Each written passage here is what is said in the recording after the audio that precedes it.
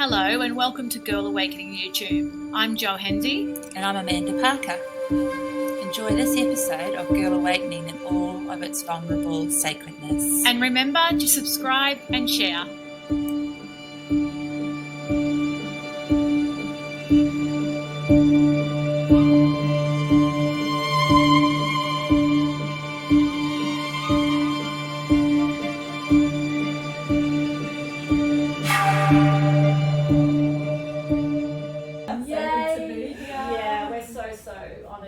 Here on December the 1st. Yeah. What a great way to start the month and the last month of the year. Crazy year. Although you won't be listening to Helen until January. The new year, which is it's so many beginnings. Helen is bringing all the beginnings. Yeah. Endings and beginnings. Yeah. Perfect way. So I'm going to just tell the listeners a little bit about Helen. So Helen's a naturopath, a nutritionist, a medical herbalist, and an author. She's been in clinical practice since 2001. Now, this is wonderful because it seems like a lifetime ago. There's so much information on Helen, but she's like literally been, as most of us listening will be as well, moving through things so fast that you think you're one thing and then all of a sudden you realise that you're not. So where's Helen at now? Weaving. Yeah. The tapestry. The tapestry is coming to life. So yeah, it's been an interesting few years, I guess, and I'm still coming to what that answer is myself. So yeah, I had a couple of years, I guess 2020 and 21 in particular, of just feeling quite stagnant and feeling like I knew from a work perspective my offerings needed to change and evolve because they weren't feeling like they were really fitting me anymore, or I wasn't fitting them anymore. But I needed to give it time. It was one of those things like I wanted to have an answer for, but I also knew, I often bring things back to food, like a slow cooked meal. It's got to be in the oven for a long time before it's delicious at the end. So finding its juices. That's right. Getting all that flavour and richness and you know. So spent a couple of years in that slow stew state, and then this year has just been a really magical year of alchemy, and I can feel the threads are starting to come together. So the tapestry's forming. I don't quite know what it looks like yet, but it feels really good, and it feels so good in my body. Yeah. Which is, I think, what is really unique about this chapter and this experience for me is how much in my body I am feeling with myself and with my medicines and gifts and what I'm here for. The alignment, it's all coming together kind of thing. Yes. Beautiful. So I'm excited. Yeah. We're excited. I'm watching this space. So we. It sounds like you're doing a lot of allowing as well and watching this space, isn't it? Like a lot of trust and I've been playing with the word surrender, but I don't know that that's quite the right word, and maybe because there's a lot of different associations with the word surrender as well. Because I had been using that. This year has been a huge year learning about rest. And so that's where the word surrender was starting to come in, but rather than surrender, because surrender feels to me now a bit more like not giving up, but not taking part, like not engaging in the process. So now the feeling is more that I am practicing and experiencing more being open in rest in my heart.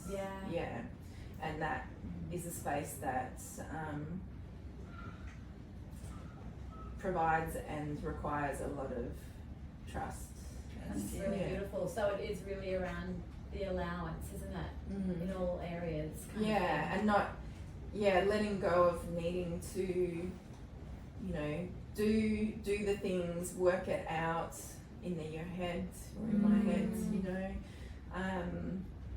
realizing I've had just some massive lessons around the mind just even in the last couple months, which has been both tormenting and hilarious, which is actually exactly the same thing. I feel just two sides of the same coin.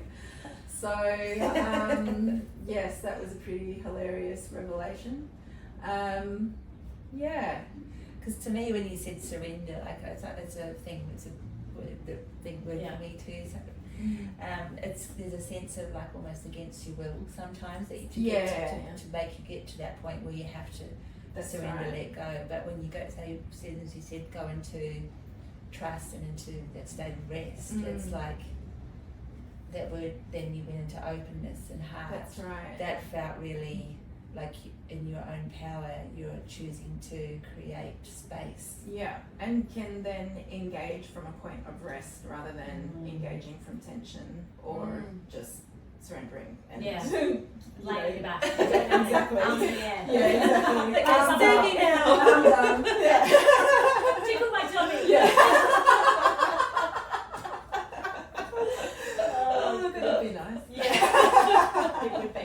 So we're going to jump straight in. Thank you for sharing that. I'm sure we will elaborate on that down the track. And it will come in. Yeah, absolutely. There always is. There always is. So we're going to jump straight in and ask you a big question. So Helen, how did your awakening awareness begin? It's a great question, because I don't know that there was one, shining light moment where there was a big epiphany or anything like that. I think it was more a gradual unfolding and a series of events that kept building on top of one another. I guess like the first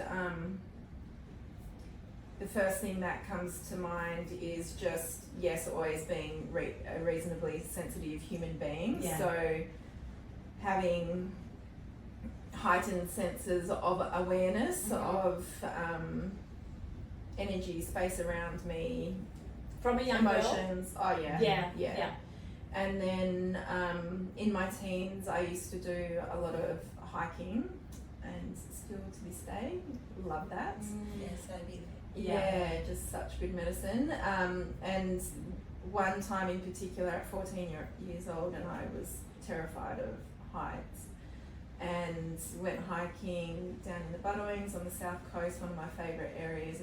That's since then has been like a spiritual home to me, because there's one particular mountain there called the Castle, which is stunningly beautiful, and towards the top of it there's a bit that's a little bit kind of, gets the heart rate going a bit, because there's a little rope scramble or rock scramble, and there's a big drop. There's a big drop.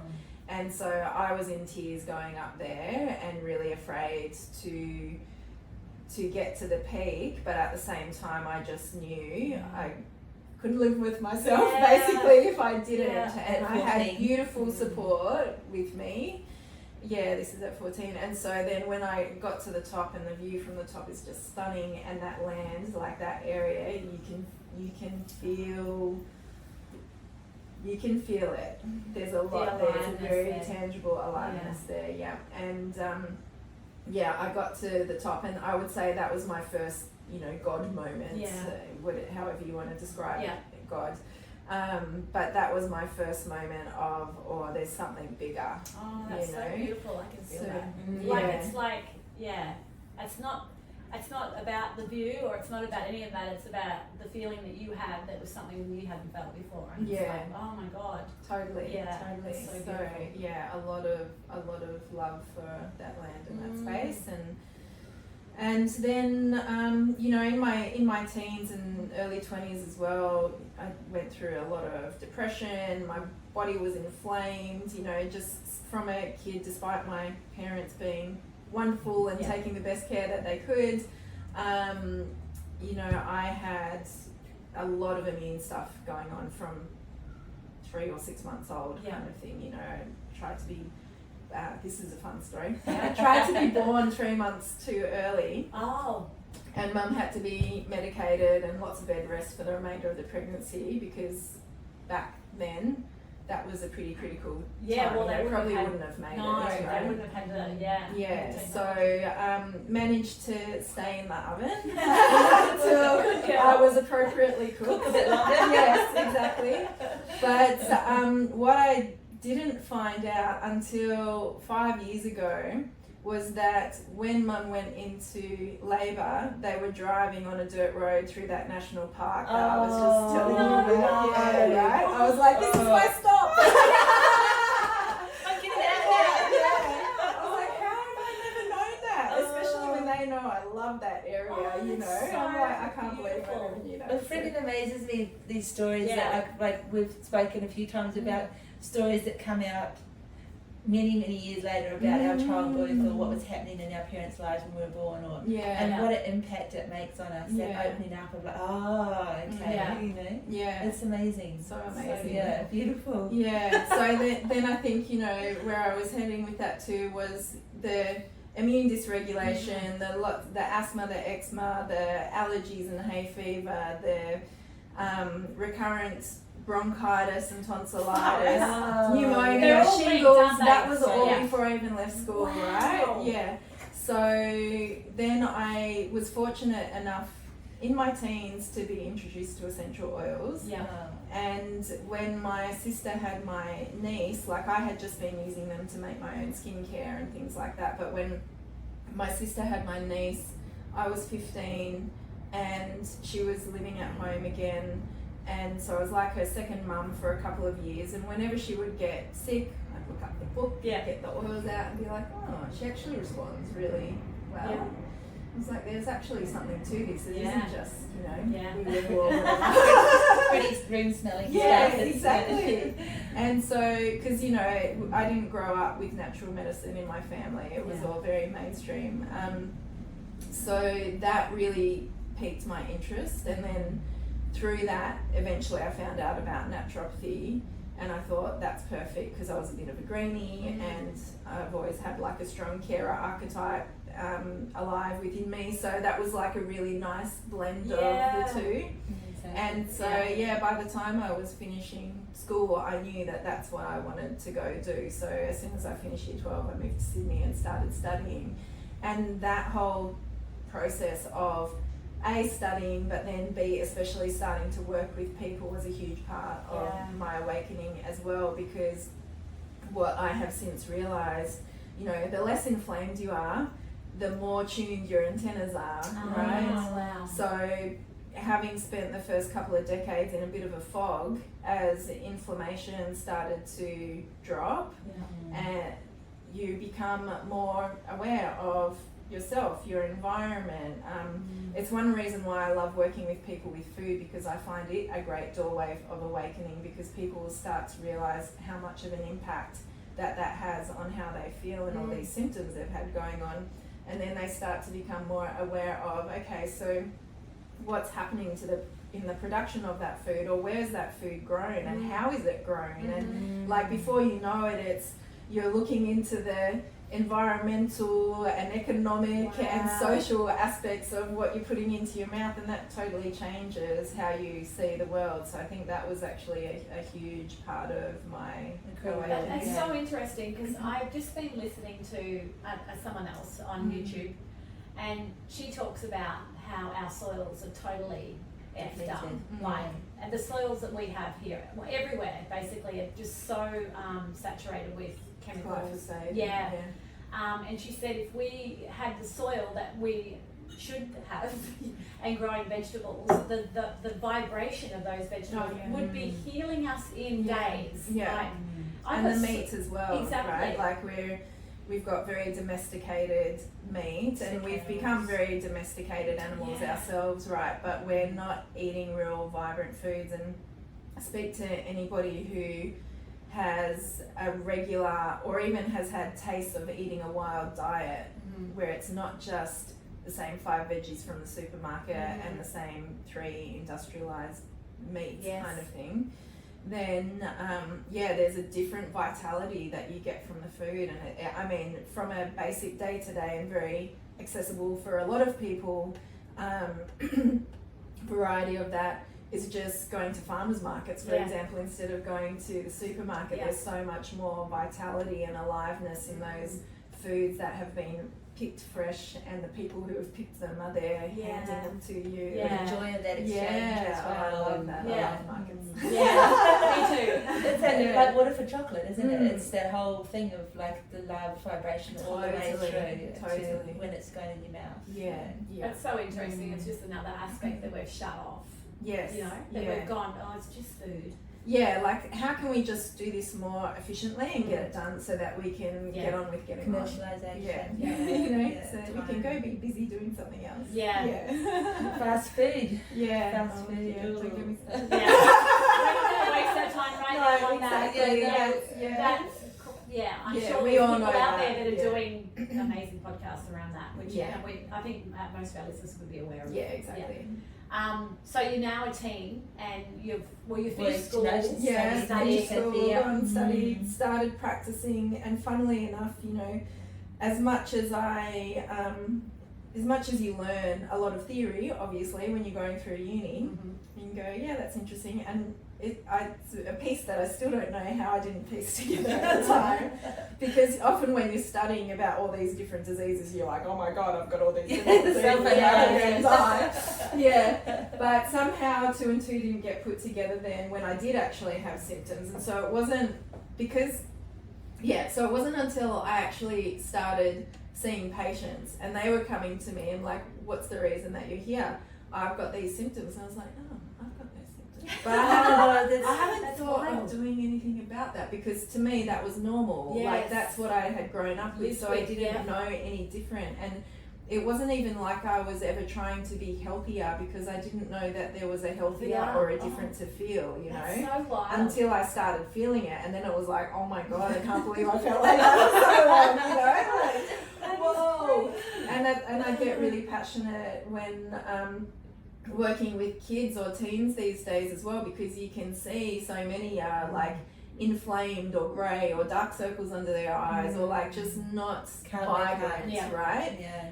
But they think they feel fine. I'm like, I know you think you feel fine, but I know you can feel so much better, you know, and get so much more joy out of life. And so that's like, I love being able to, you know, facilitate or hold space for those doorways to open. But so journeys continued. Getting married and divorced, that always, you know, helps to open some doorways of awakening. And peel a few layers away. Self-reflection. So definitely had some self-reflection. 2011 was definitely a dark night of the soul year. Fantastic. Yeah, great. You know, always love when they rock around. Afterwards. Yes, exactly. History shall pass. Yes. But so that was a massive, you know, turmoil, but huge gift as well. And I was living in New Zealand at the time, so after that came back here and began the journey of, I guess, collecting myself again, maybe even for the first time, to be honest, you know,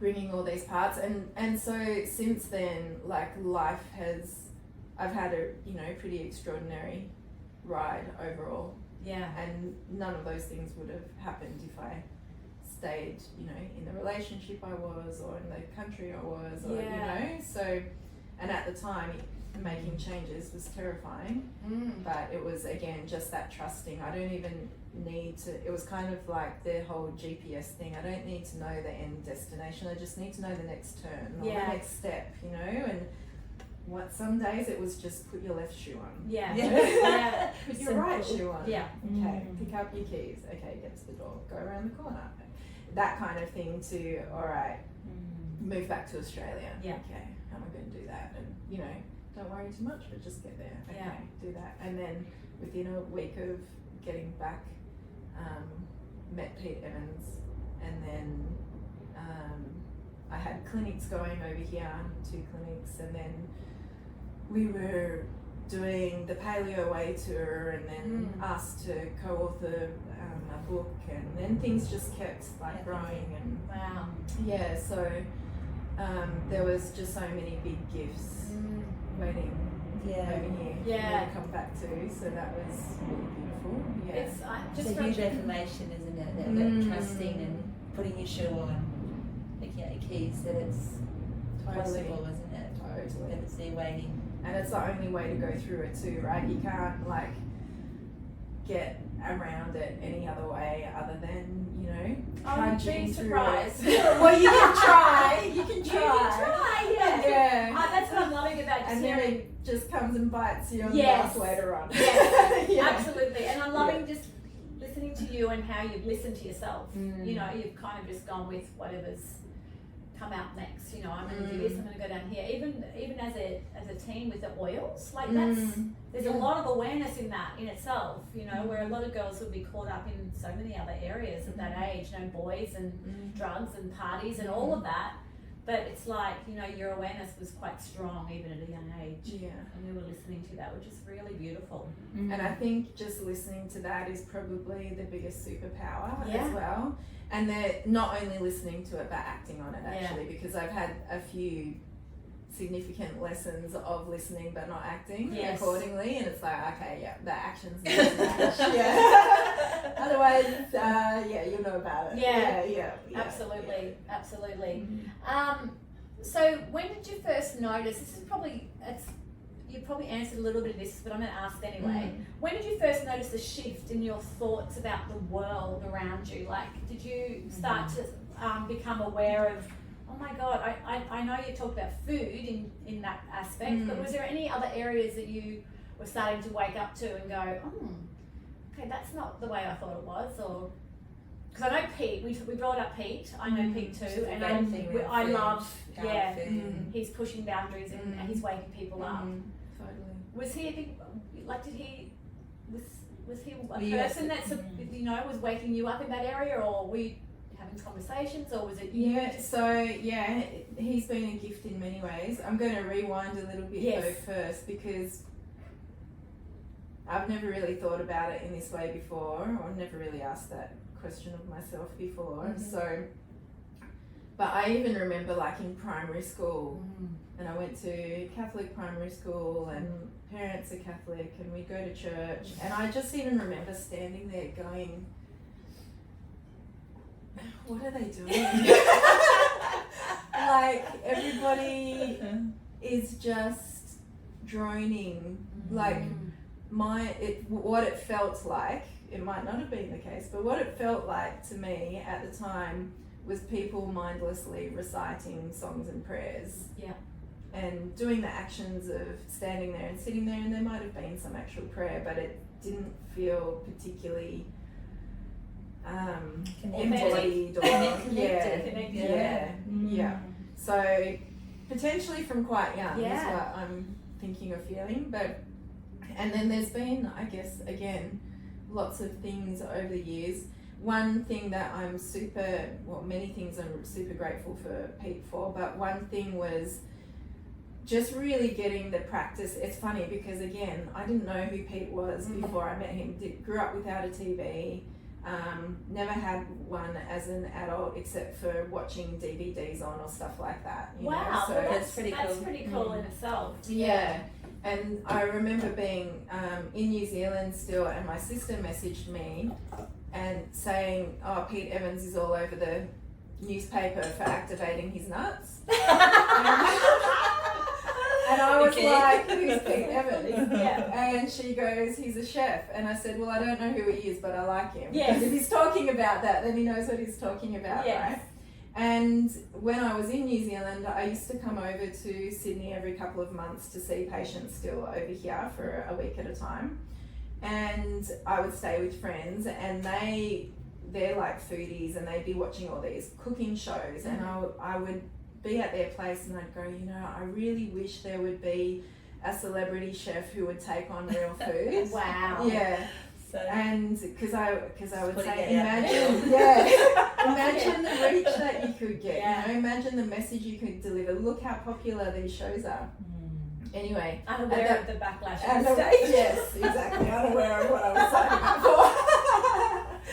But yeah, so, and again, having no idea of Pete at that point, and then my sister with this phone call, and then within a week or 10 days of moving back here, meeting Pete at a mind event, and then connecting with work. And one of the big gifts he gave was the Paleo Way tour, and just speaking so regularly, and not and off the cuff as well. It wasn't like, have your slides ready and do a presentation like that. It was just really speaking from experience and from the heart, and from just from embodied knowledge, basically.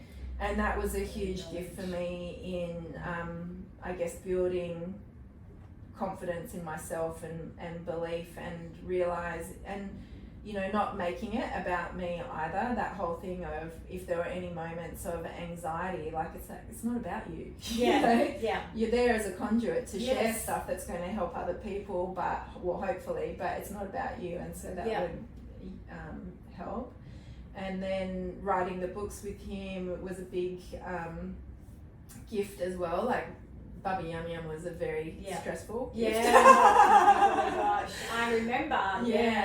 So I always knew, the media was full of crap, but to be on the inside of that and experiencing it from that point was very eye-opening, despite already, as I said, knowing that they were full of rubbish, but just seeing how much is manufactured, and how much it's not even, they're not even spinning the truth. They're not even looking at the truth to spin. They're just like making stuff up out of thin air, and then public opinion getting out the pitchforks, It's like, wow, it was such an intense, like, second to, separating from my marriage, it's one of the top stressful experiences of my life.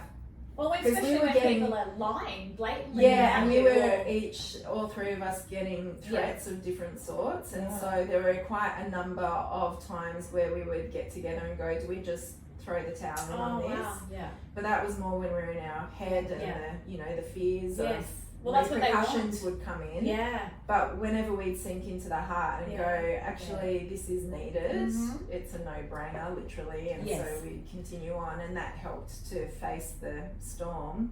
But it was a huge training ground for me in the realm of criticism as well, because I was never that great with receiving criticism. Yeah. Whereas now I can see it more as you're doing something right if you're being criticised. And it does offer the opportunity to take stock as well and go, okay, could I have done this any better? No, that was actually great. Or okay, I could have done this better, and how can I deliver it in a way next time that is going to have a different result? Or but sometimes it is, no, actually that was the best way to have done it, and I'm okay with that, even if you're not. It's definitely opinion, and to know what your purpose was and why you deliver it in a certain way. Powerful, because that's a classic thing too, isn't it? Like tall poppy in Australia is massive, but from a woman's journey, the whole you're not allowed to be powerful, you're not allowed to speak your truth. The witch's journey, it's just tied to the thing. You must be so feeling it. But then the many people who are just loving what you had to share were benefiting from that as well. Yeah, well, the feedback, the only feedback we got from people who had actually read it or used the resources was overwhelmingly positive. So that was a nice, at least, return or reflection of, you're on the right track as well.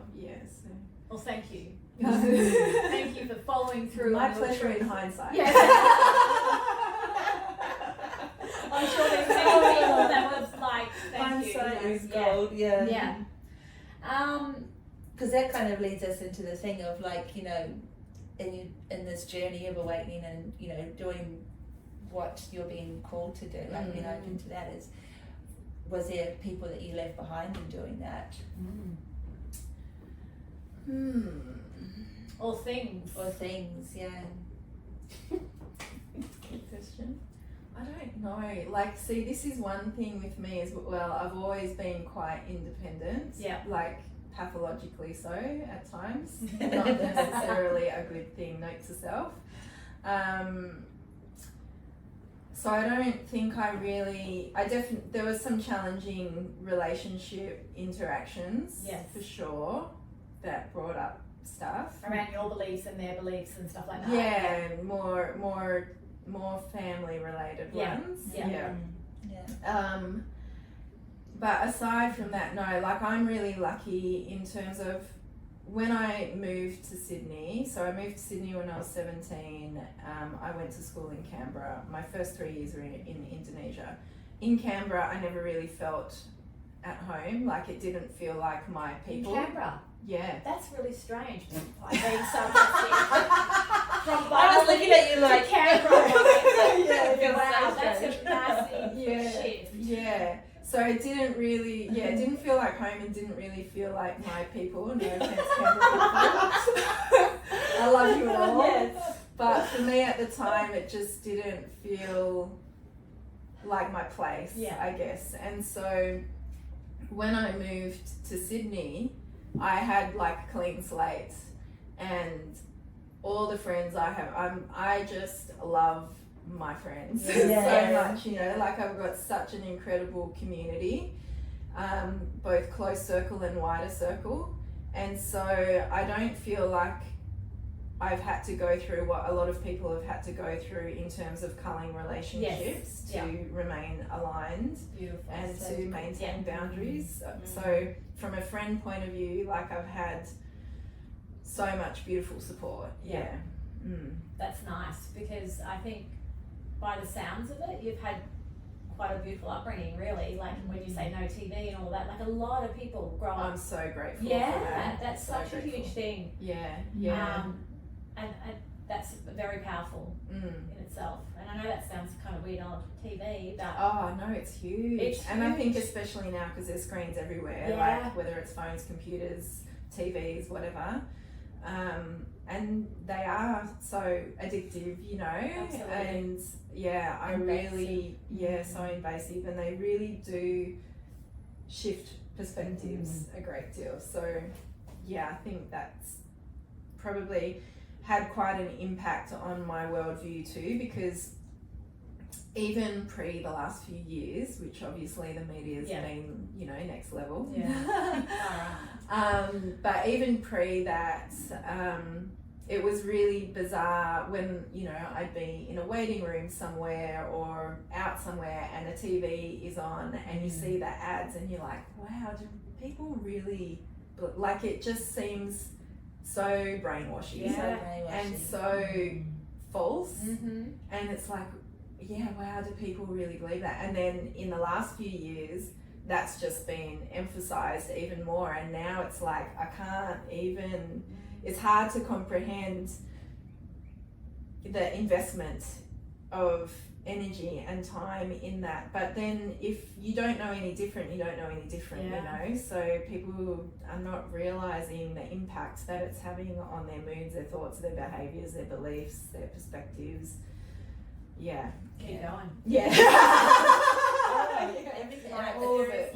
Totally. And I think that's really perfect for what we're here for. You know, the Girl Awakening podcast is about this thing. You know, just having even one listener go, "Oh, really? Is the TV really that having that effect on me?"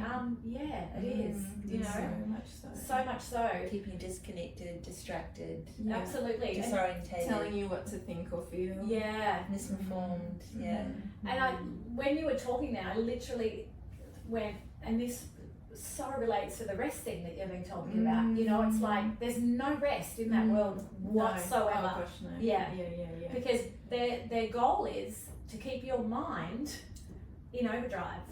And the busier you are, and the more whether it's distracted or the more things that are grabbing for your attention, the less ability you have for that quietness to actually tune in and listen to yourself as well. And when you do that, like you get information like that, like we are such incredible antennas, right? It really is like a superpower, and it's actually, it gets funner and funner. I know they're great words, but it gets funner and funner to play with as well, right? Because it is literally like magic. Yeah. It really is. And I feel like, I would love culturally for more awareness around that and fostering of that, because I think with that there would just be so much more cohesion and compassion and empathy, rather than, you know, the tension and divide and all of that kind of thing, whether it's within ourselves or with other people. Yeah. And it's almost like a babysitter, isn't it? Like, you know, for when Kids children, and adults. kids and adults. Yeah, Because it's like instead of sitting and thinking or sitting and feeling, sitting and, you know, Knitting. creating something. Yeah. We have this thing. It's a babysitter, and it distracts our mind. You know, holds it. I feel it in myself. If I'm at home and it's a rainy day and it's like, that's permission to watch a movie. You know, it's like I can feel that instead of, okay, and it's a choice too. It really is. And it's not to say there's never a place for it either. Absolutely.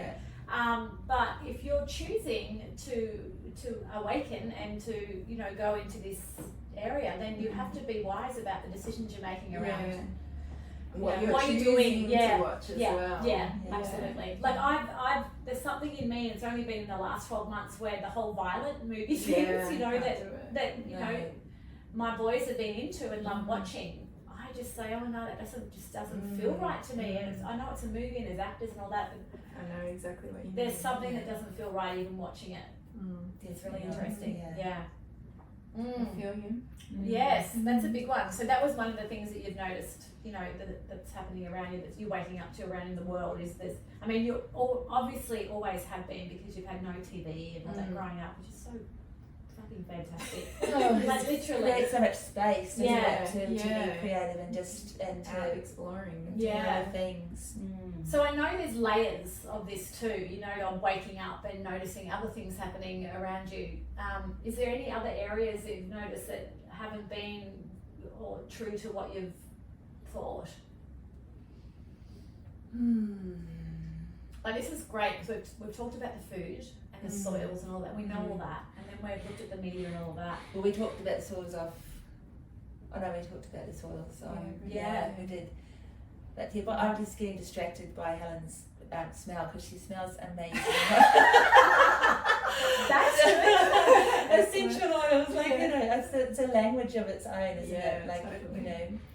you know, it's almost like, do you find that, I'm going off track here, I'm That's distracting from that question. We go off track all the time. Yeah. It's perfect. Do you We find can it, work back. the Yes. blends that you create, is it kind of like, it's like a little tuning into where you're at? Yeah, I mean, it depends. I've got like 3 different combinations on right now.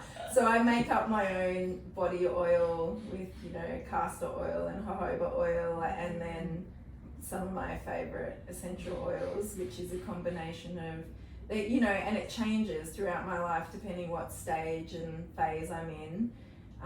But I like a bit of grounding, but I also like, you know, feminine and floral and a little lightness in there too, you know. So they're the kind of fragrances I will go for.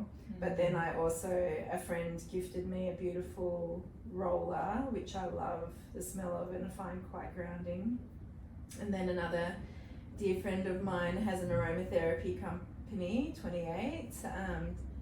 Kim Morrison, do you know? Yes, of course. Yeah. Yes. So and I love her blends, so I've got one of hers on as well. Nice. So you know. Yes. Actually, we have to reach out to her. A little bit of this, a little bit of that. Yeah. Yeah, she'd be great on here. Yeah, absolutely. Mm. Yeah, I'm big on my essential oils too. I love them.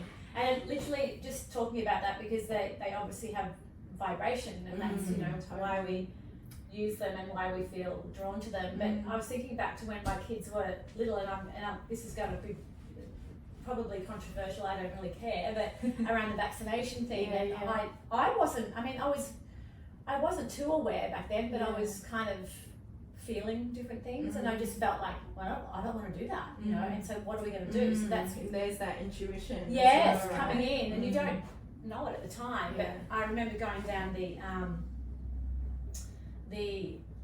little tablets. I can't even. Homeopathic. Yes. Yeah. And I remember buying this kit. So I came home with it, and I said to Trev, "Look what I got!" Yeah. And I think it cost me like nearly $1,000. Everything in it. Yeah. And he said, "Oh my God, you've got this," and he knew all about it. Wow, And I'm like, that's "Honey, why didn't you tell me about You've this?" been hiding this from me for. Yeah, exactly. So I went down that path with the kids with vaccination. Homeopathically. Yeah, it was good. so beautiful. We did the same. Yeah, haven't had any issues with my kids' health. So, They're I mean, it's the same robust. essential oils and that, they kind of go, hand in hand, don't they? There's so many gifts from Mama Nature. Yes. Like, it is extraordinary on so many different levels, Yeah. you know, whether it's physical, mental, emotional, ancestral, energetic healing, whatever it might be. There are just so many medicines. If we take the time to spend some time with them, it's pretty extraordinary what can unfold. Yeah, well, it's all about matching frequency and energy, isn't it? So the body, we're energy, and so we need to match the frequency, and then it can transmute. Yes. Basically, that's the bottom line of all these things, isn't it? Like Yes, matching. transmutation. Yeah. Absolutely. Yeah. And yeah, that's where put all the, as I've been kind of visualizing anyway, it's like putting all the stuff in the cauldron, and then it transmutes into something, and then something magic flies out. You're like, wow, that's so cool. That's it. The white witch. Coming through strong. I can see it now. So good. The big white hat on, and it's like, so beautiful. I'll go get my outfit. Yeah, she's got the little the wiggly nose. Yeah. So beautiful. But that's what you're saying about the frequency thing, isn't it? Because you can choose to use essential oils for different purposes, but then in the time in nature, the negative ions, the communicating with the trees, that whole natural bodies alignment, of water, away from the radiation and the Mm. the frequencies that are synthetic, that are man-made, which there are a lot of. Well, that's the thing, isn't it? It's like, this is back to that question, it's things, happening around you. It's like, they're trying to move us away from, because we're talking frequency energy with the oils, with the food, with the natural medicines, but people, let's just say people, are trying to suppress and dull us and densify our energy by saying, no, you need this medication, no, you need that medication. Yeah. So Very disempowering. totally, and it's not being it's not being brought out as much as it really should be, because it's good for us. Totally. Yeah. So interesting. In lives of convenience, isn't it? Like what you were saying before, with the food again, it's convenient to live in this way, but actually it's killing me. Yeah, that's right. Yeah, comfort is a killer, comfort and convenience. And nice to have some comfort at times if you don't want to be, battling. But Living in a tree prolonged comfort can be a pretty dangerous thing. Well, be Your careful. senses get turned off. Yeah, that's what I was gonna That's say. right. That's exactly it. We'll let a few of you wake up. Not all of you. And the ones that do, we're going to make you look like Crazy people. people. That's right. Where are we? At least we can all laugh about it together, Yes, though, right? yes. It's such a cosmic joke. Yes. And It's the literally joke's on is. who, really?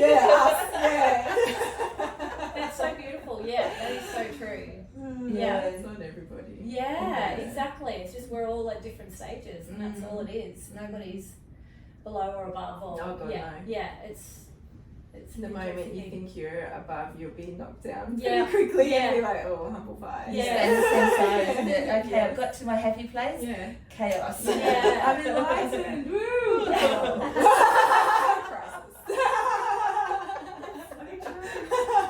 Watch what you ask for. Oh, the ebb and flow. Yeah. Look at what she asked for. I'm asking. Before we move on to some more interesting areas. Further interesting. Yeah, love the interest. So what do you do now to support yourself in staying in the moment more, like to with that energy we're talking about, the frequency we're talking about? Yeah. So a number of different things. One is, and probably probably the biggest one is actually resting. Yeah. Which we can circle back around to. Yeah.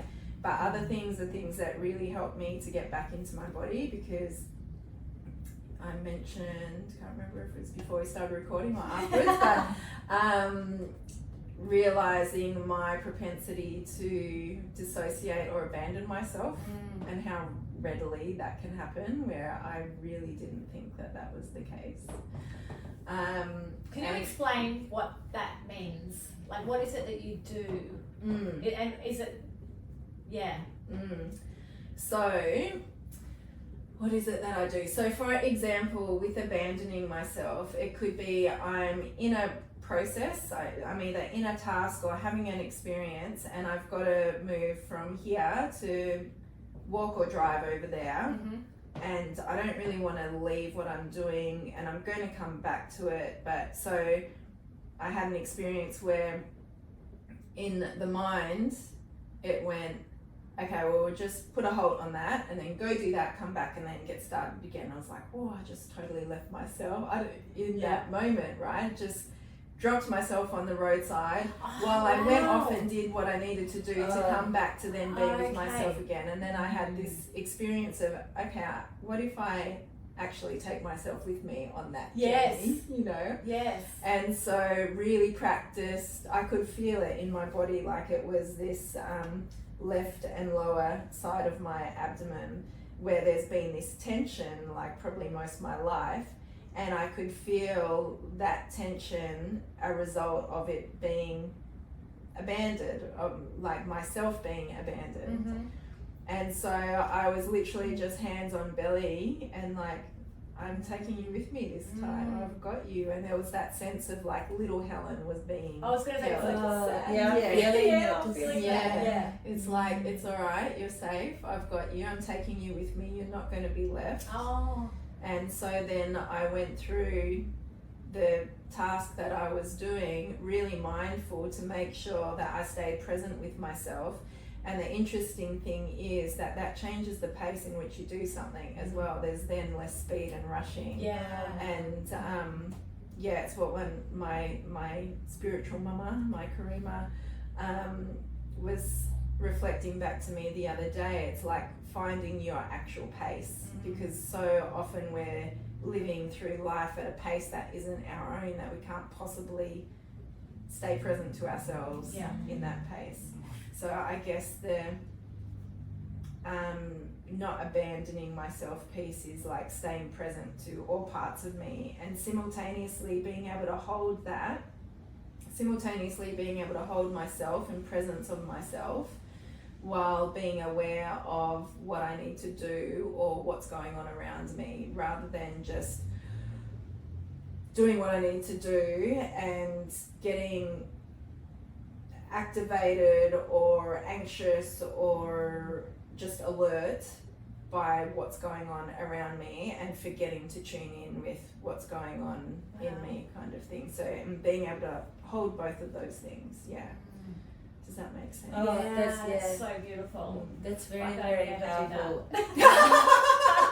Poor little Jo is it's parts of right. We just everywhere. run off without them, right? Like all our little selves are like, hey, what about me? Oh shit, you've just left me out here. So, oh no, you're coming with me. So good. And there's that list, that to-do list, isn't it? Constantly, and that thing of like, have to do this, need to do this, and I'll just get that done, and then I'll be able to, do this. And that self-love talk that is such a huge part of media and socials and things like that. It's like all about self-love matters, isn't it? But what you just talked about, that's really the essence of it, isn't it? To not separate out, not 100%.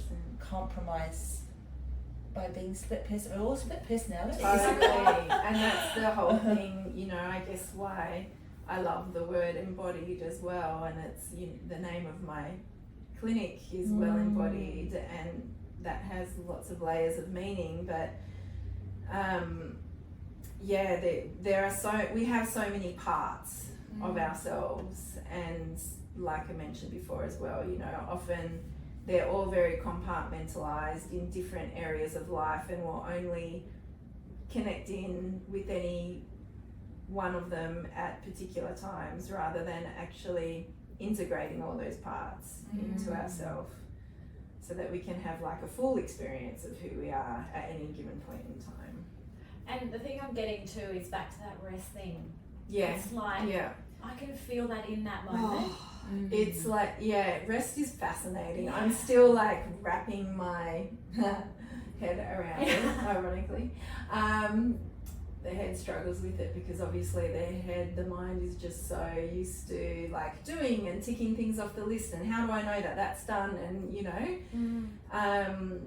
And I've realized, like, I've been on a huge journey with rest since the start of July, and that has been like intensified in the last 2 months with a lot of journeys that I've been on, and I'm really starting to understand what rest is for the first time in my life. And I don't think I'm projecting this as my experience on others, but my sense is that most people don't actually know what rest is. And it's actually profound, you know, and it's this little 4-letter word, and it gets thrown around all the time, and we think we're having a rest when we're lying on the couch or watching a show or, you know, whatever it might be. But part of, I guess, my awakening with rest this year has been realizing even when I thought I was resting, I was not actually resting. And a lot of the reasons for that were beyond my conscious awareness. And when you go and delve into rest and what that is and what that means and how to experience it as a result of exploring that, all of the things that are blocking you, or all of the areas in which you block it, will come up around rest. So they're the uncomfortable things to see, and that's where I saw the dissociation and the abandonment. And it's also where I realized, like, solidly for the first time, I understood where this lack of safety in my nervous system had come from, because essentially that primal lack of safety, which wasn't even conscious, was what was preventing me from ever resting. And why even when I felt like I was resting, it was always like I could feel not rested, or I'd feel overwhelmed or exhausted, and I'd attempt to rest, but the rest wasn't really happening because it's so deep, something far deeper. And the thing I'm getting to when you're talking is that for me, and I don't know why I'm thinking this, but it's like it involves maybe more than just one person. Do you know what I mean? Like, rest may be better done with somebody supporting you, like fully, that's conscious of. I'm not sure, but that keeps coming up, that it might be easier to be finding it with people that can actually support you in that, like, rest area.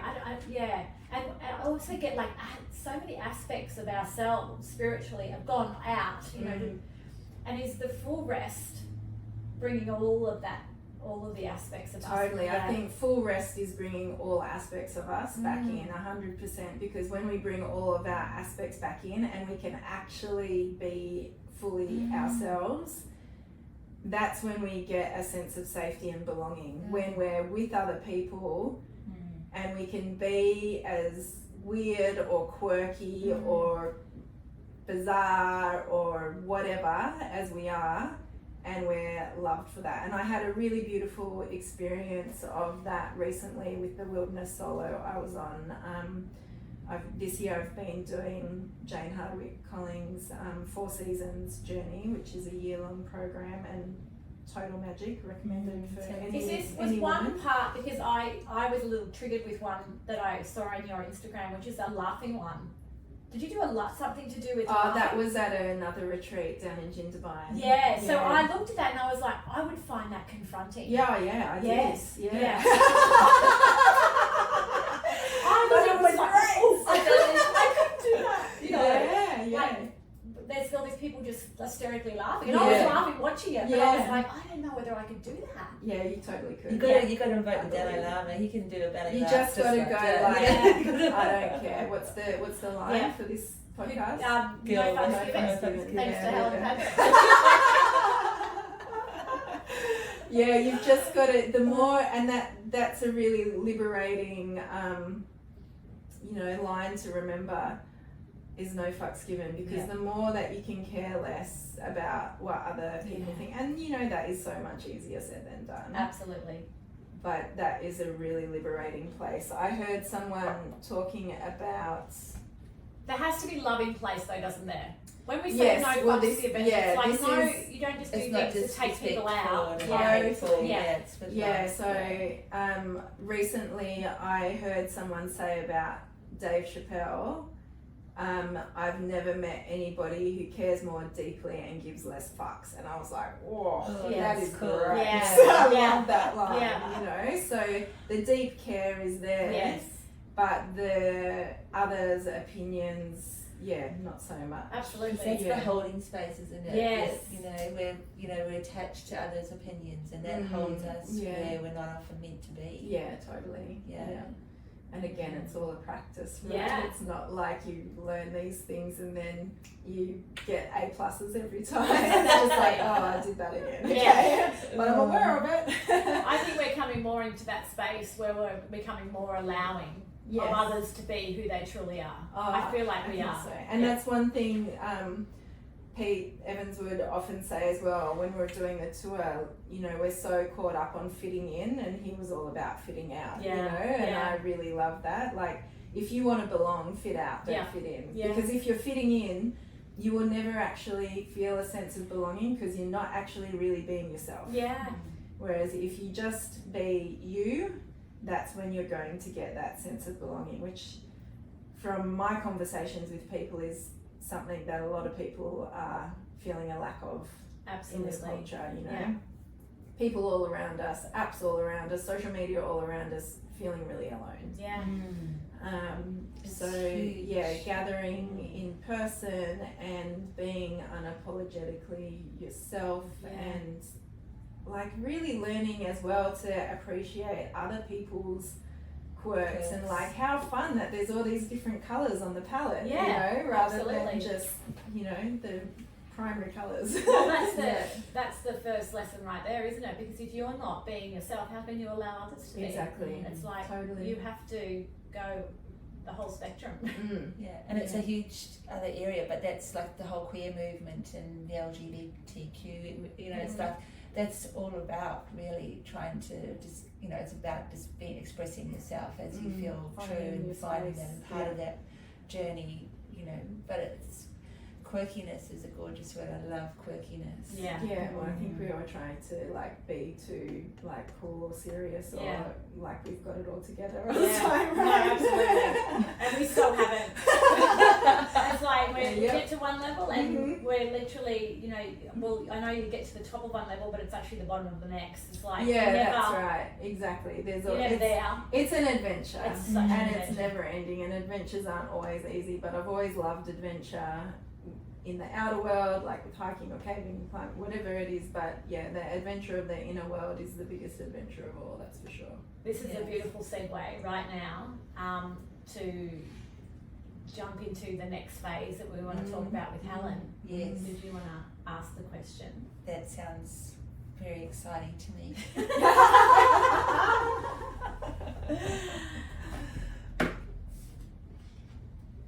Did I stop it? I did stop it. That's perfect. That was. Guys, you really it's wild, isn't it? Like that, because my mum's had cancer the last year. Well, she's had it for a long time, obviously, but rest has been her greatest healer, and probably the most rest she's had in her 77 years.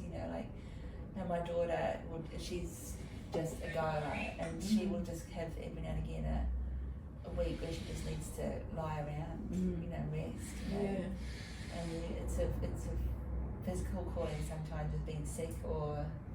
And the other big insight as well is rather than having to stop to rest as well, how can we do what we need to do from a place of rest? which has been another. It's literally blowing my mind because I'm the flat out girl. Yeah. I fucking do everything. Yeah. I look babysit kids in the morning. I fucking had a 4-course dinner made at night. I actually enjoy doing all those things. Yeah. But I also know that, I need to. My body needs to rest. Yeah. I need to rest. Yeah. There's so many different kinds of rest too. So you need to rest, your body needs to rest, and how can you do those things from a place of rest? Yes. So that you're rather than a place of tension. Yeah. Yeah. Yeah.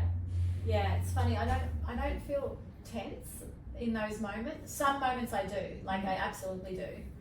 When I'm doing things that I don't really want to do.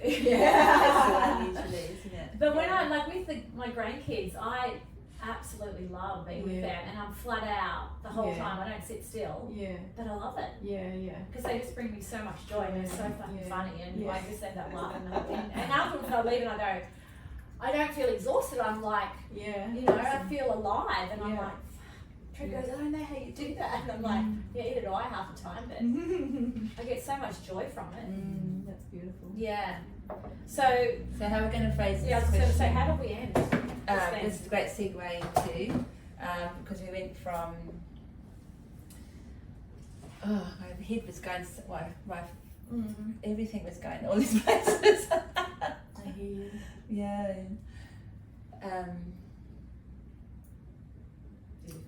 That's really. So we're going to go into the next phase. So how do you want us to say, so Helen, you've been in recent times studying plant medicine, studying other forms of medicine, experiencing. You're happy to say experience. Yeah. I was being kind when I was saying exploring, but experiencing exploring is fine. Okay. Because what you didn't say exploring. What did you say?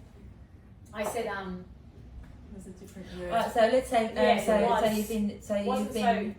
you've been education, adventuring into another level of plant medicine. Exploring sounds better. Yeah, exploring. I think this is like moving shit out of the way. An exploration of new territories or long forgotten territories. Yeah. That's definitely more the case, isn't it? Yeah. So you've been exploring.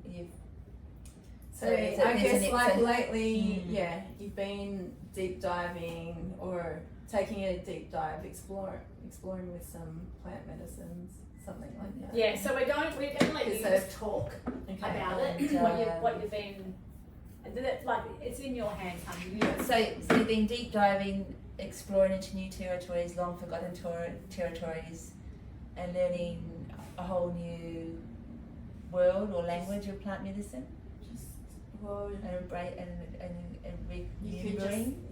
Maybe what have you been learning? Territories. We don't do go to just what have you been learning around new forgotten territories. What have you been learning? Yeah. We know you've been exploring. Helen. Yeah. We know. Yeah. So we know shit about you. That's been telling us that you've been deep diving. Okay, so we've talked a lot about plants. Medicine. You can say we've talked a lot about medicine, but we know that you've been exploring more natural medicine. But we know you've been exploring now in the areas of plant medicine. Do you want to share with the listeners every fucking detail? We beat her along. Yes. A lot happens. But you can do if you want to say what you've done and maybe the experiences of that. I don't know. Like the particular medicines? Yeah. It's going to be so good. I'm going to do a wee. Yeah, let's all do a wee. I'm going to do a wee. Making me want to do a wee. All the team. All the energy flow. So we've left bloody Jane Collins' hard work behind. We didn't even get to go there that year. Yeah, she'd be a good one to interview on the podcast. Yeah, maybe. She's an important elder in our culture, for sure. Oh, and the next year for the NAIDOC is all about elders. Okay. I feel a big energy around that because I feel like a lot of like a lot of old knowledge is going to come up if we like giving them space. Yeah, totally. And you know, and in every community like that, it seems to open up a thing of like, well, yeah, let's bring that back up. Yeah. Let's bring that out. Yeah. Jane's got a lot of very important stuff wisdom to teach. That's for sure. So it's a year-long, like yeah. There'll be there's a few new options for next year, but yeah, the 4 seasons is a year long, and it's so rich. Yeah. Cool. Yeah. Yeah. Awesome. Oh, you go. Let's go for my house at work. Classic. Sorry, I had some messages.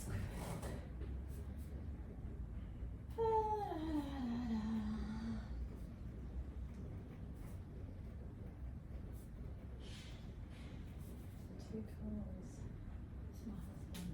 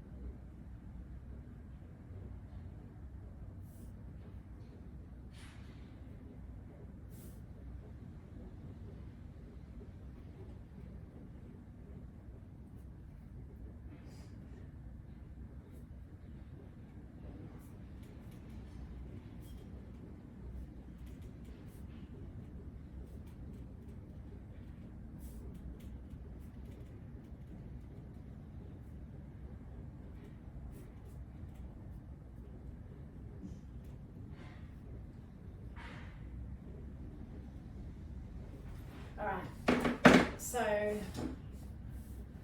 it's 10 past 11 already. Wow.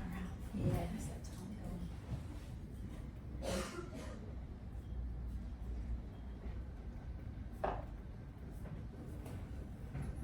Hello.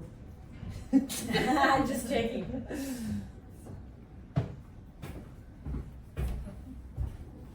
Okay, now we do a pee, and then we're Yeah. gonna deep dive. I'm glad you can understand your writing. Yeah, me too. Only for a few seconds after. It could also be like around question wise, another part of your awakening process. Yes. True. Like a less A big part. clear. Yeah. Because that lady that Amanda was telling you about at the start, she said most of her awakening was when she started having the DNA. Which is, you know, it's a lot of people these days, I think they're jumping in and having that experience. Yeah, there's again, done with reverence and respect and in the right container Yeah. is hugely powerful. Yeah, and maybe say that. I will. Yeah. This isn't about having ayahuasca Yes. parties every weekend, Yes. folks. You Which know. I've been hearing too. Yeah. My beautiful son, who's had a couple of ceremonies with Trevor and I in beautiful environments, told me, you know, oh, I've done heaps of times Mum with my mates. And I'm like, what? I don't know, you don't have ayahuasca with your mates, you know, it's not like that. And he said, oh yeah. And I'm like, oh God. He said, oh, lots of people do it. And I'm like, no, honey, it's sacred. It's like, That's what I remember. I was thinking, because we haven't done a little reel yet of Helen, I thought, is that Osho thing, is that like a little video or something? Yeah. We might set up the thing and we might just watch that, and then we'll just talk, we'll have a little finger no facts given. We'll just have a little fact reveal. what do you mean? Oh, right. Yeah, just totally different off the subject. Yeah, Film okay. us watching it. Yeah, something like that. So, Helen just said maybe we could go, keeping with the theme, Yes. maybe we could ask, so part of your awakening journey was exploring Yeah. Plant medicine. plant medicine. Just keep it simple. Okay. Might be an easier way So it's part of, to word it. yeah, Yeah. another part of your awakening journey. Okay, so we know you've been exploring new territories, long forgotten territories, and Another part of your awakening journey has been around plant medicine, hasn't it? Yeah. Journey's been Working with. Did you want to share everything on that? It's 11:11. Woohoo! Bringing it. Look at that. Oh, we just caught it.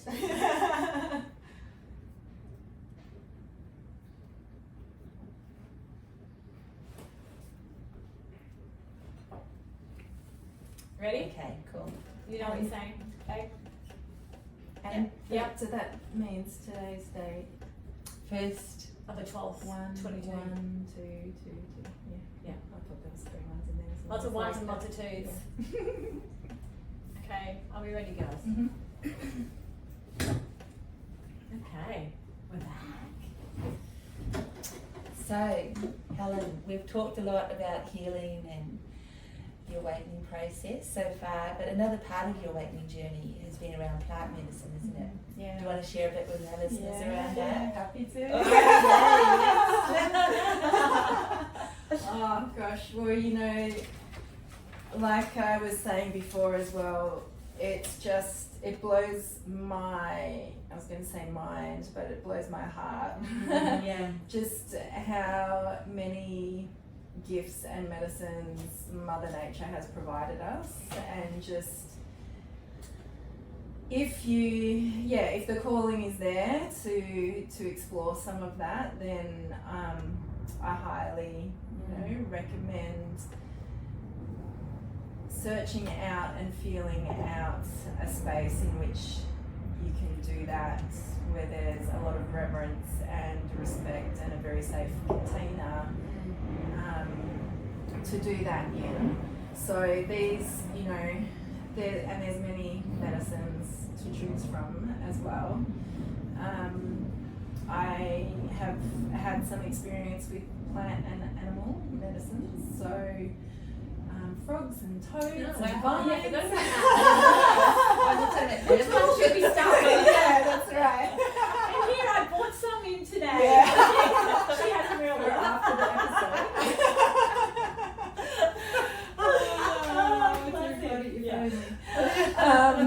That'd be great. So yes, I guess my journey with that started a few years ago, and my first introduction was with Cambo, which is a frog medicine, and was more of a physical purge for me. Brought up some emotional things. It's not at all psychedelic, but it was amazing how it laid the pathway for what was to come as well. And then So what is, sorry, because I'm excited, I love this area. What is the feeling like of Cambo? What's the bodily feelings?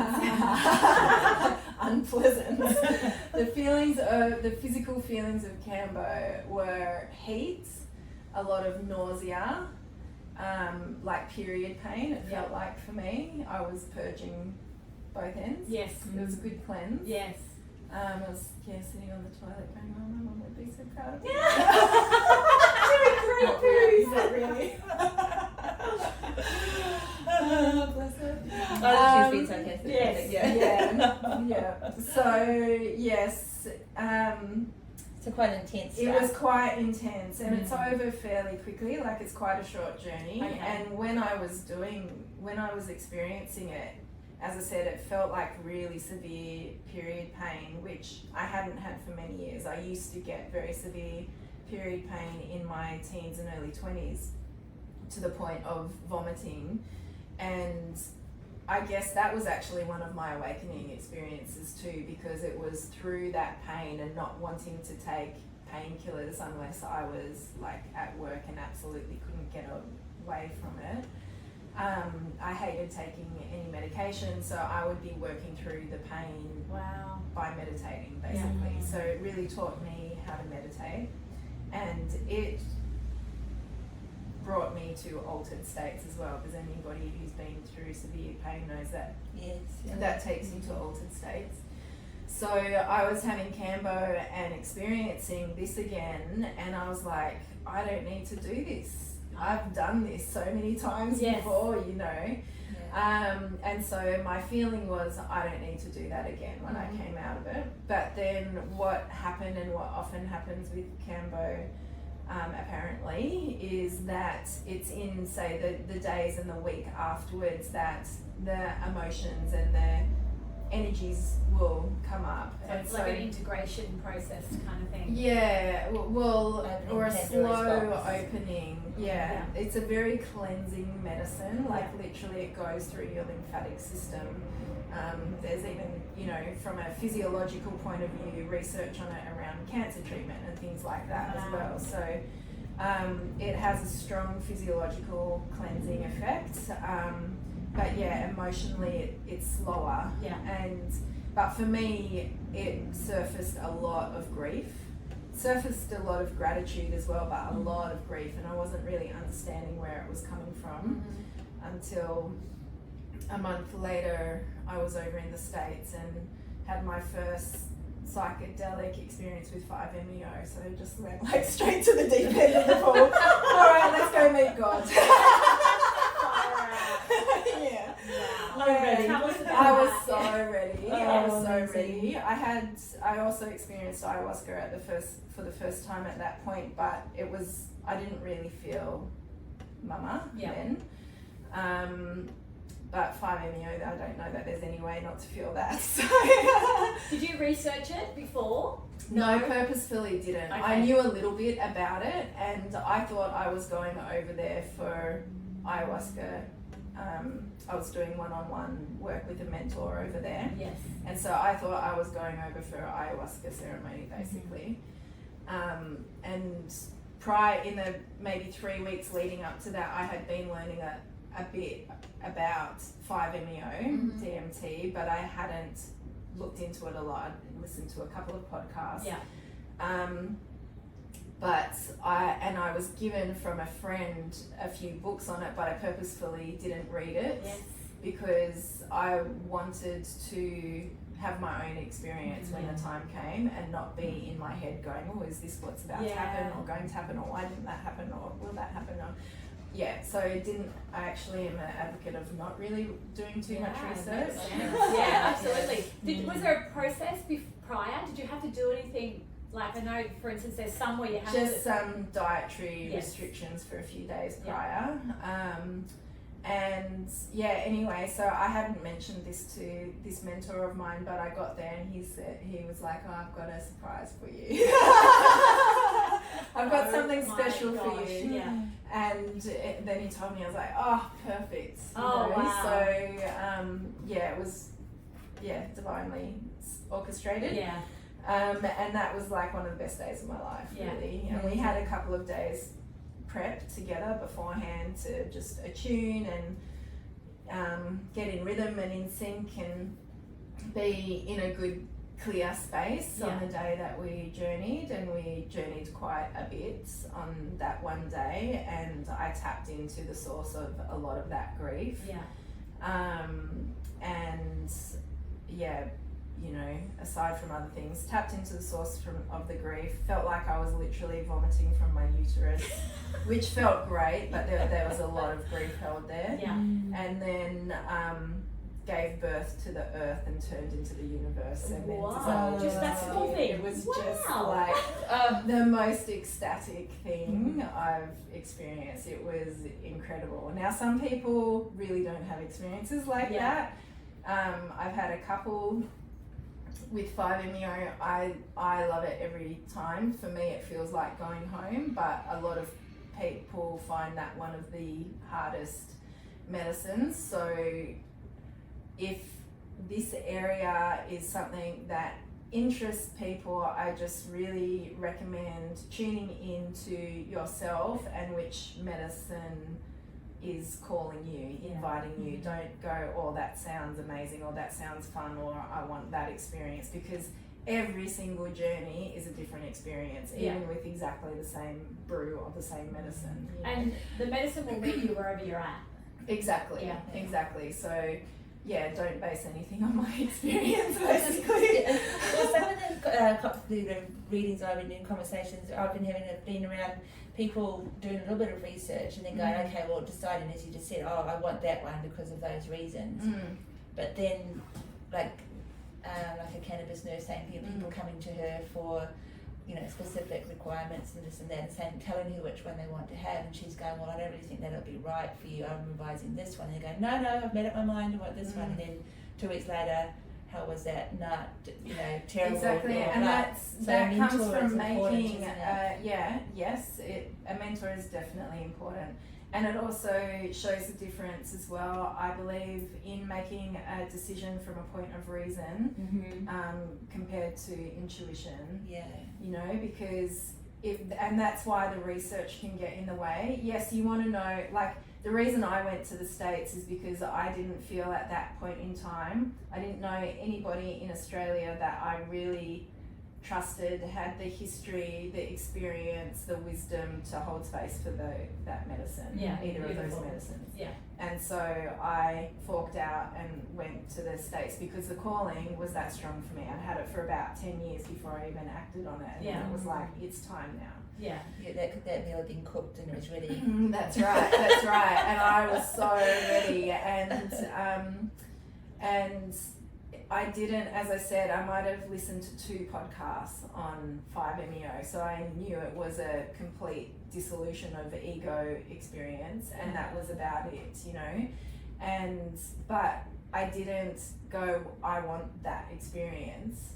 I just felt like I felt the pull to the medicine, if that makes sense. No, she was calling you, or it was whatever was calling you to that.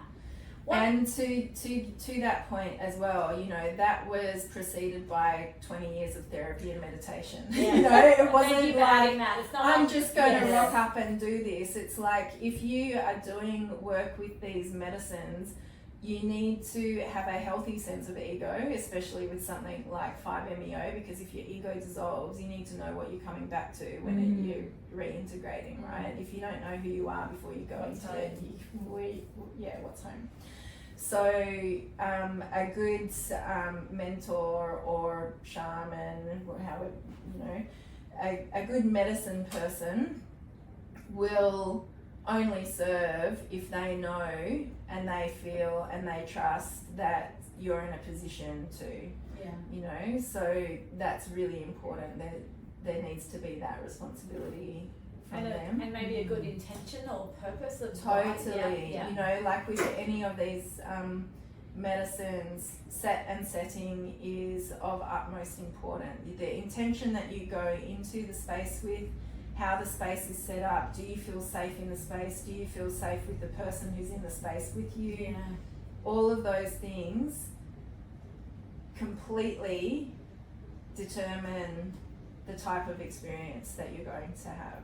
So it's not, this is something you're not just gonna this is not a weekend party That's thing. right. This is not, I'm going to go have ayahuasca with my mates each weekend. Like, I don't think that is wise at all, and I think it's actually quite disrespectful. These medicines, they deserve a lot of respect. They deserve to be held in utter reverence. They are incredible gifts. They've got so much to both show us, help us experience, and to heal within us as well. It's not all up to us. We have these allies to work with, but they deserve so much respect. Wow, that's really beautiful. So really what did you come away with? Like, what you've had this profound experience and you've seen. Well, that one was years ago, so that was a big one for me, in being able to actually embody and admit that I wanted kids, and I didn't have kids yet. And to be able to say that out loud, and to be able to say that to men, without feeling like I'm one of those women, or I'm desperate, or I'm needy, or I'm whatever. Exactly. Deeper and more meaningful. And I had, I grew up not wanting to be one of those women, and not being a princess, and being really strong and independent, and not being high maintenance, and all of those kinds of things, easygoing, you know. Yeah. Whereas now, like, if I see someone wants someone easygoing, I'm like, okay, you're not for me, and I'm okay with that. Yeah, because before I either didn't know what I want, or didn't admit to myself what I want, and or couldn't voice what I wanted. Yeah. Whereas that's changed a lot since. Since that experience. Yeah. Beautiful. Yeah, and then I followed that up in Australia.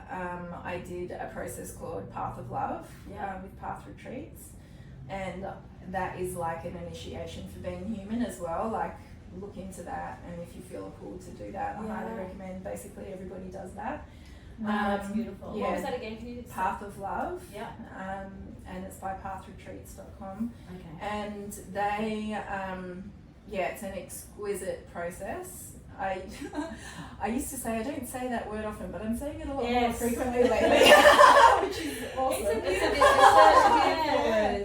Yeah, well, there's been a lot of exquisiteness in the last few years, and certainly in the last couple of months. But it's like 10 years of therapy in 7 days. Yeah. So it's, you know, it's another deep dive, but with incredible people holding the space. So when I went, it was 50% men, 50% women, and we were in small groups. There was like 36 participants there, but we were in small groups of 6 or 8. And it was literally 50-50 men and women, which was so good for me, because so many processes and inner work things that you do, it's often majority women there, which is great, and gathering with women is a power in itself and magic in itself. However, for me and the wound that I was healing, it just wouldn't have worked if men weren't there. I needed men in front of me. The masculinity, and it's just it's a nice balance, isn't it? It was so incredible. So being able to voice these longings out loud, you know, which in the past would have just made me want to vomit and die.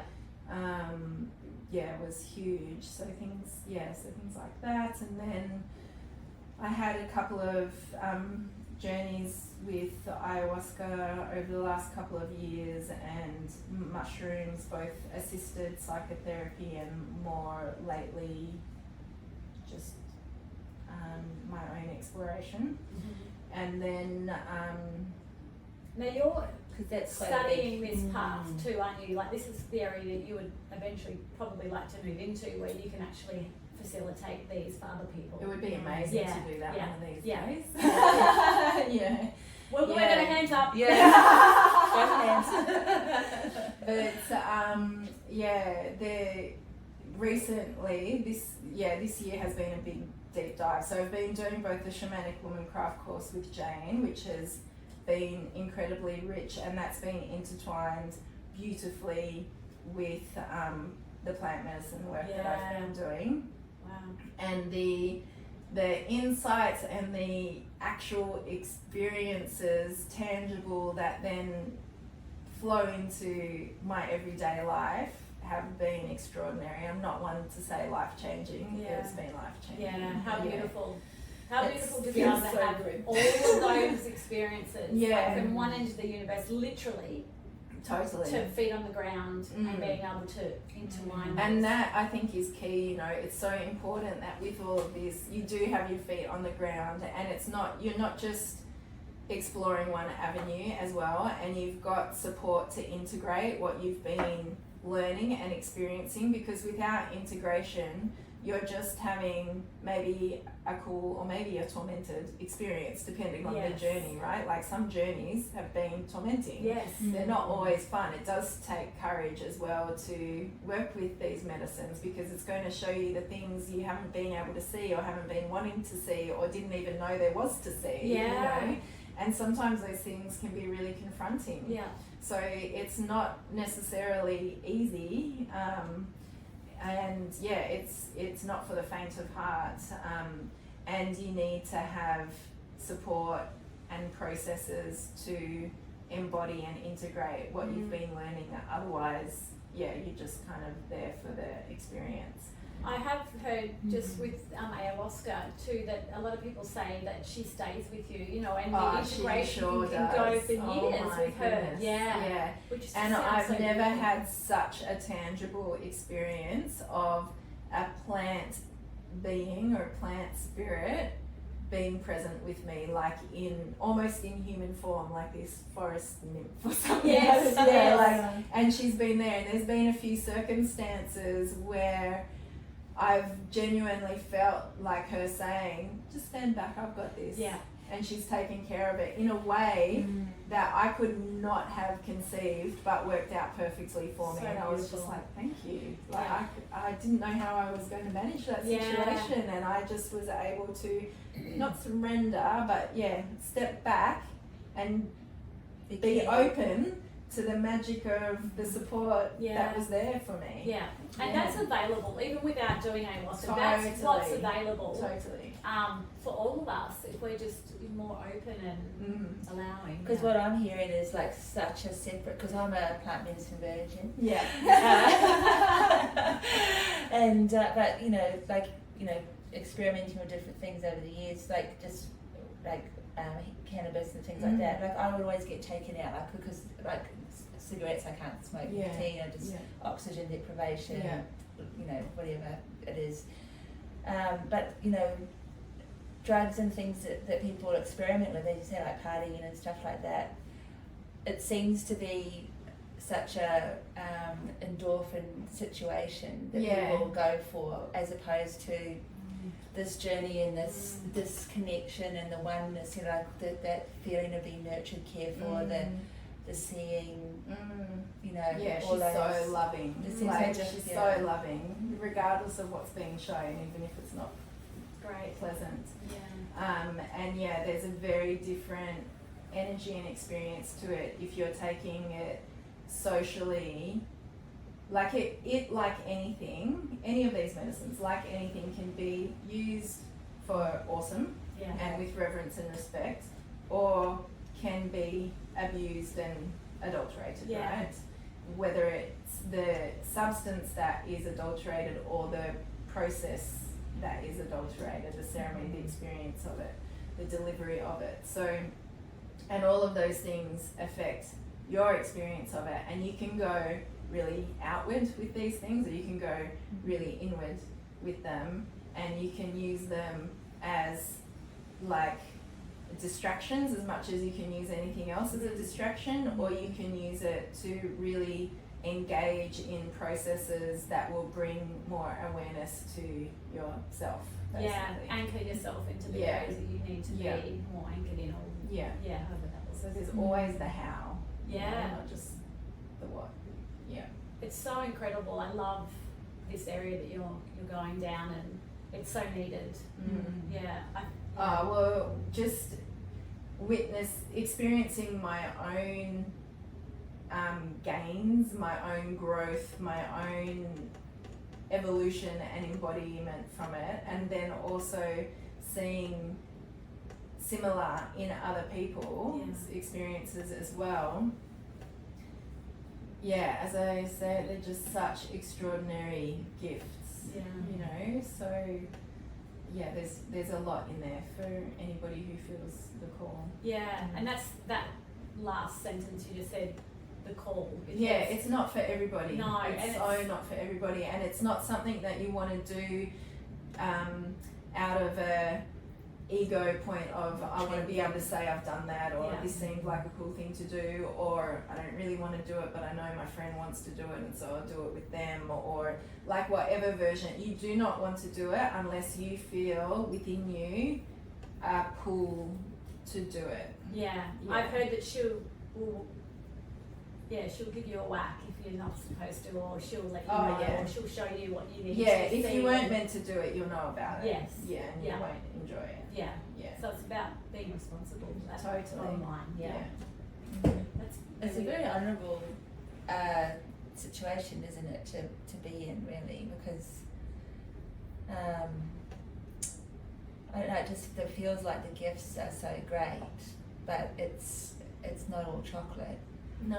Yeah. Well, it's back to that thing we were talking about earlier where, you know, the society wants us to live in a band, and, you know, that's the medication. So we've got, you know, the medication on one side, and then we've got nature on the other, who's giving us these amazing gifts, but we're not allowed to talk about it or do it. Or and the cultural band it's like such a narrow band. Absolutely. You know, and the realm and possibility of experience, of the human experience outside of that is extraordinary. And that's the bit where I go, oh my gosh, everybody has the right to experience this. Not everyone may want to, not everybody is ready to. Everyone has the right to though, right? Absolutely. And I feel like, the choice should be there.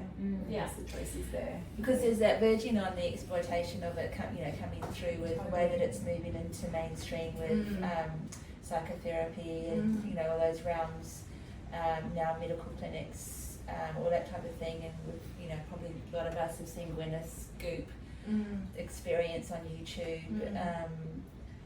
You know, there is that mainstream area that's moving in hot and strong into this field of medicine. Yeah, looking for ways to monetize. Always, which is what you're saying as well. Because there's people out there that are charging ginormous amounts of money, and, you know, from what I've been told is that it should be, you know, I get there has to be an exchange, of course, with anything, but a lot of people are doing this donation based, you know, where you pay which there's no amount you can pay for that experience. It's incredible.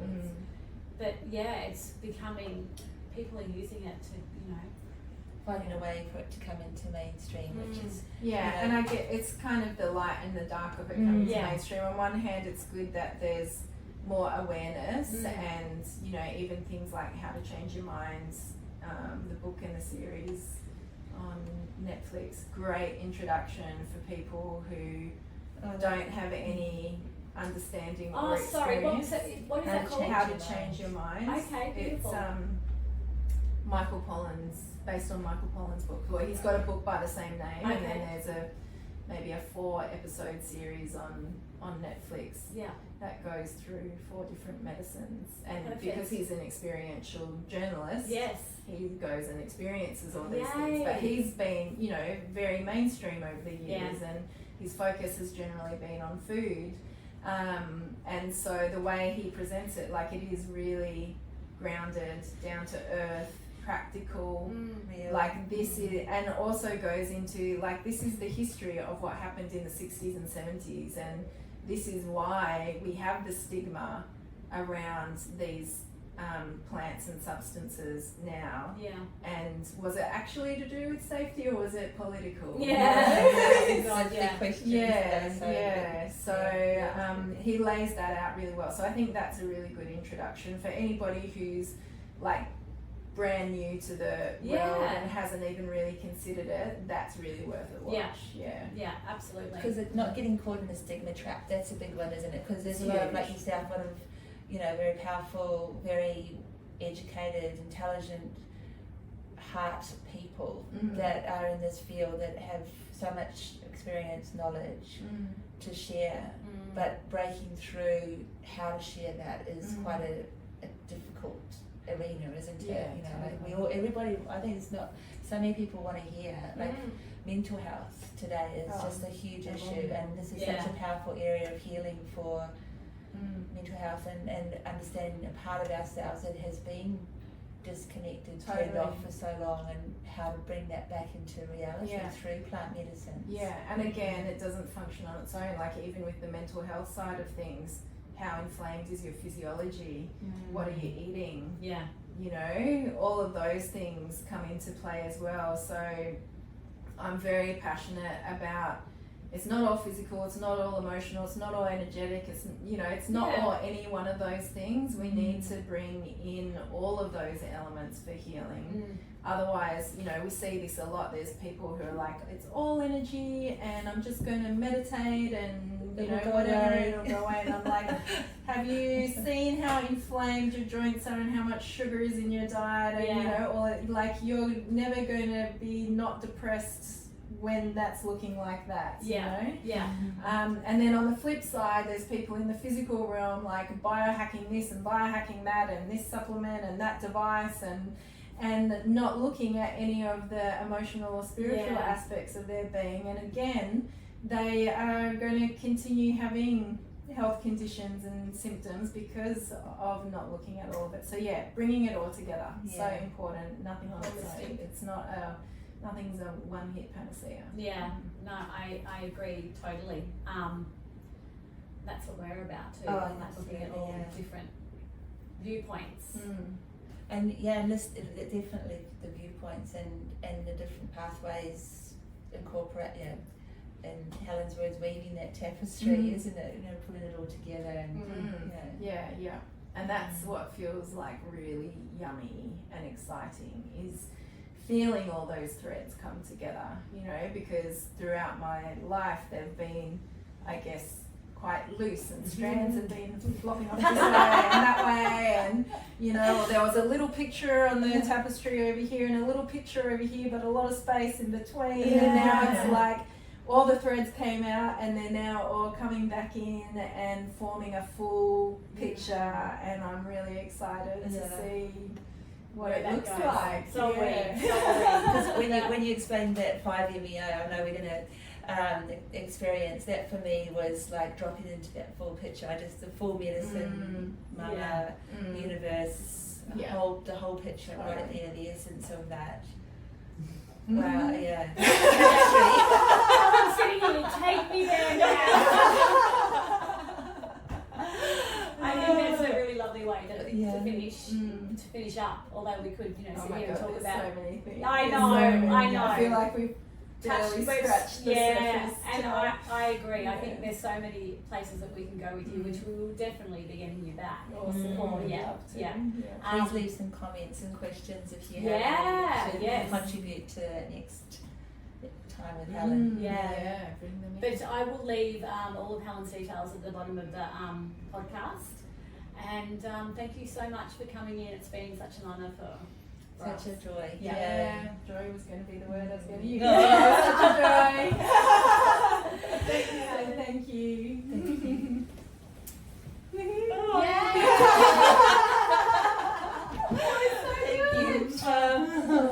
Thank you for giving. That was gorgeous. Such a Great chat. Yeah, so That was so beautiful. Really lovely. Oh. Yeah.